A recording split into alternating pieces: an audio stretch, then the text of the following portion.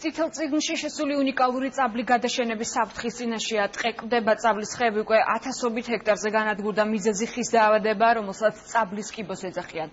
რა ღონისძიებებს გეგმავს სახელმწიფო უნიკალური მცენარეების გადასარჩენა და რას ითხოვენ ექსპერტები, ნახეთ მარიამ ძეგანიძის სიუჟეტი. მკვდარი ტყეები და ათასობით ჰექტარზე განადგურებული წაბლის ხეები პრობლემა, რომელიც ევროპის ქვეყნებს მოიცავდა საქართველოსაც შეეხო. უკვე რამდენიმე ათწლეულია საქართველოს ტყეებში წაბლს სოკოვანი დაავადება, კრიფონექტრია, ეგრეთ წოდებული წაბლის კიბო ჭირს. დაავადების გავრცელების არეალი დასავლეთ საქართველოს და კახეთის აღმოსავლეთ ნაწილია. დასავლეთში არსებულ კორომებზე წაბლის კიბო 50%-ია გავრცელებული. გარემოს დაცვის ექსპერტები საუბრობენ, რომ დაზიანებული ხეების განკურნებისთვის მათი მოჭრა საკმარისი არ არის. მდგომარეობა არის ძალიან მძიმე, მარტივად შეიძლება ერთი ვიზუალური და თვალიერებითაც გამოიტანოს ის დასკვნა ფაქტობრივად ეს უნიკალური კორომები დღესდღეობით არიან მკვდარი ტყეები.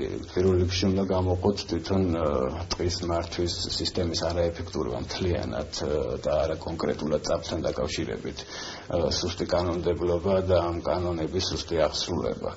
წითელ წიგნში შეტანილი წაბლი საქართველოში შესაძლოა გადაშენდეს. მეცნიერები მიიჩნევენ, რომ აუცილებელია სანიტარულ ჭრებს სახელმწიფომ მონიტორინგი გაუწიოს, უკეთეს შემთხვევაში კი თავად აიღოს დაავადებული ხის მოჭრის ან მკურნალობის ვალდებულება. აუცილებელია, რომ სახელმწიფომ თავის ხელში უნდა აიღოს, არ უნდა მასალენ თუ არა და ეკოლოგიური კრიზისის სახეზე უკვე 20 წელია აღარაფერი აღარ გაშენებულა. მარტო მივადექითა და ვჭრით და ვჭრით. ხო და მარტო წაბლი კი არა. თუ ასე გავაგრძელებთ სხვა გაშენდება. საქართველოს რამდენიმე რეგიონში, მათ შორის იმერეთში, სადაც დაავადების ეპიცენტრია სანიტარული ჭრები 2010 წლიდან დაიწყო. ადგილობრივი მოსახლეობა ამბობს, რომ დაზიანებულთან ერთად ხშირად ჯანსაღი წაბლიც იჭრება.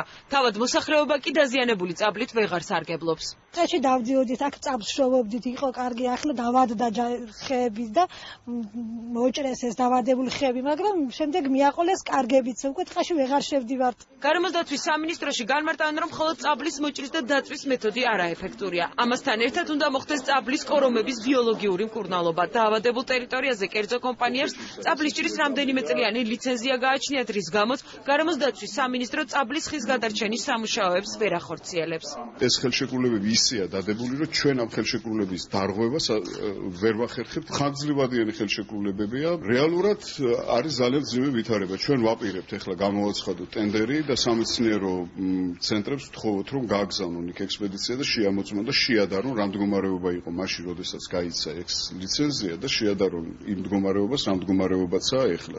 საქართველოს წაბლის ხის მასივებით მსოფლიოში მეოთხე ადგილზეა და მას 106 ჰექტარი უკავია. უნიკალური მერქანის მქონე ქართული წაბლი ექსპორტზე ევროპის რამდენიმე ქვეყანაში გადის.